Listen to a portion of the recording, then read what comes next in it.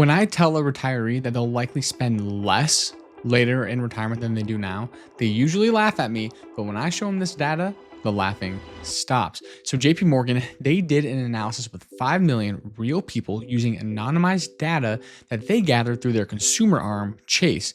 And they also recently updated that data with about 280,000 more people.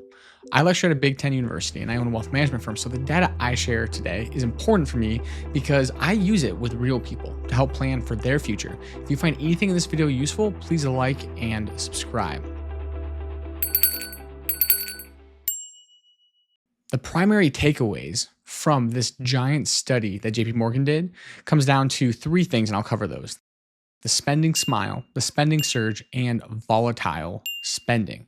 So the first piece of interesting data from JP Morgan is the spending smile. Check out this graph on the screen. What this is showing is total spending from about your 50s to the end of your life, or my euphemism is your end of plan. What surprises most people, including me, is that the spending actually goes down over time. And again, JP Morgan, Chase, they're using real world data, real world people, their actual expenses, everything. What this is referred to in the financial planning world is the spending smile, because it starts high, right? You're spending, it gets lower, then sometimes at the end, it increases back up. A little bit of a smile, kind of a cricket smile, but a smile shape nonetheless. And honestly, if you think about it, the data actually does make a little bit of sense, right? Your spending will peak before you retire because, well, there's likely kids in the home, or they're in college, you're taking trips you want to do, and you're probably in the highest earning years of your life. So it'll peak in those 50s, right? Then typically when you retire, you have your housing paid off, or it's close to being paid off. So your spending goes down.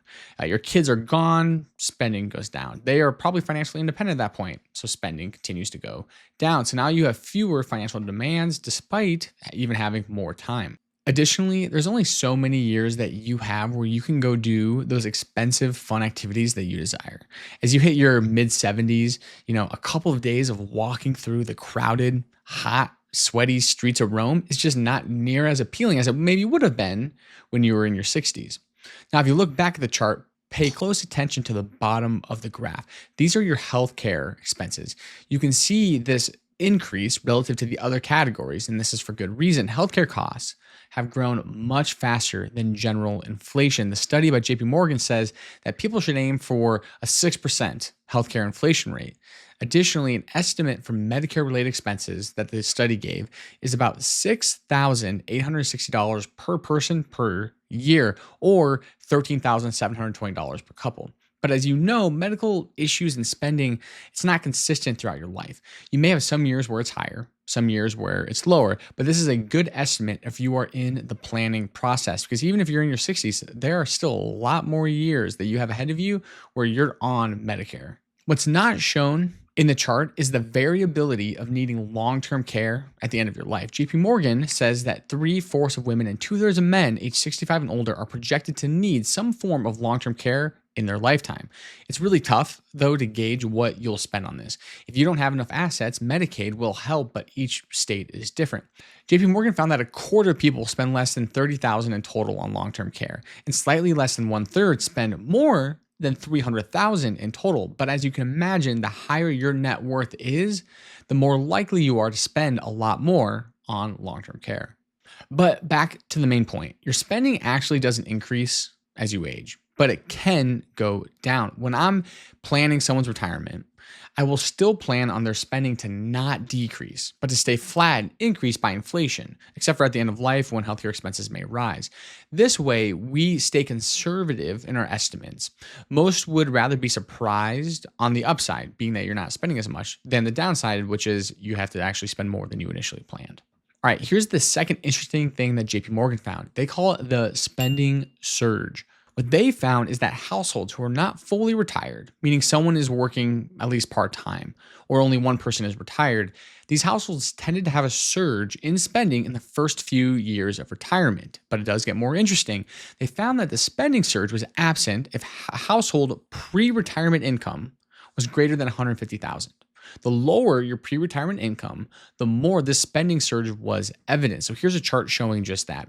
As you can see, the fully retired households had spending decreases, but the ones who were partially retired, they had a spending increase shortly after they retired. What's even more interesting, though, is that these households who had a surge in spending, they spent more on healthcare, dining, apparel, and housing. And the big kicker, they had higher credit card debt. And so the question is, well, why might this be the case? Well, the authors say that lower income, partially retired households may have more income than they expected due to Social Security and working part time, and thus they maybe felt more freedom to spend because they weren't able to do that before.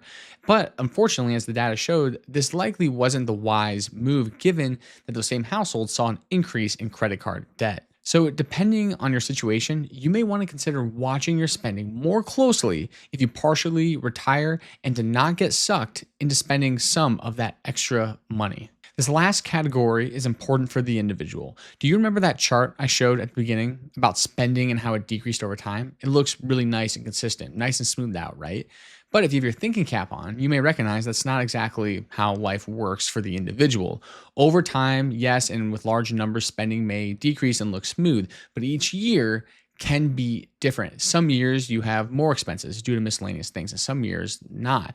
So that's what the authors found. They found volatile spending for a lot of households. In fact, over 60% of households experience some form of volatile spending in the first few years of retirement. And they categorize this as spending that either rose or fell 20% from the year prior. That was considered volatile. And they found that 60% of households experienced that. And so what's the risk here? Well, it does speak to the largest risk anyone faces with retirement, in my opinion. It's something called sequence of return risk. I made a whole video on this recently. Check it out. It's linked somewhere on the screen. But a quick summary is that the primary risk in retirement is spending too much and having the markets take a downturn early in retirement. That can be detrimental to your long-term success if it happens early in your retirement. If you are like the 60% of households that have spending volatility in those early years of retirement, this means you are at a much higher risk of spending too much when it's the most dangerous time to do so, early in retirement. So what should you take away from this study as a whole? Well, first, I would say to be safe, you can plan on steady spending throughout retirement, knowing that the data shows that spending will likely decrease and not stay steady and ever increasing.